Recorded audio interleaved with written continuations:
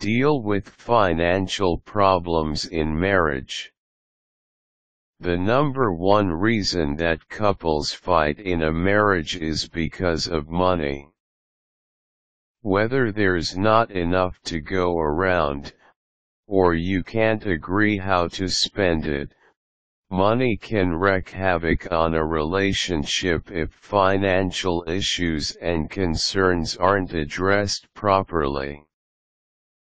Here's how to deal with financial problems in marriage. Be honest with each other. When you get married, everything becomes conjugal. This includes money and debt. To be able to address a problem, you need to acknowledge the problem and talk about it. Don't have secret credit cards from each other. If you have a lot of debt, tell your spouse. If you can't afford the big dream house, be upfront about it so you can work out a plan together. Sit down and write down what you each make, how much can go towards the bills and what you want to keep for yourself. Both have to be responsible for the finances. In most marriages, couples eventually settle into a pattern wherein the husband brings home the cash, while the wife handles the bills. While this may work, each person should still be aware of how the money is being spent. It doesn't mean a close scrutiny of the household accounts, but it does mean that at the very least, both should know how much is coming in and going out every month. Both should be able to handle the checkbook and know how to pay bills. Also, because you are married, you should help each other pay off debt, regardless of who spent the money. Make a budget and stick to it. You should both be aware of how each of you spends the money.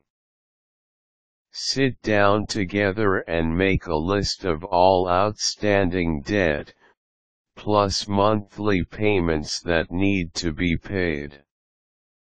Together, make a plan on how much money can go towards savings, retirement, and all other expenses of the household.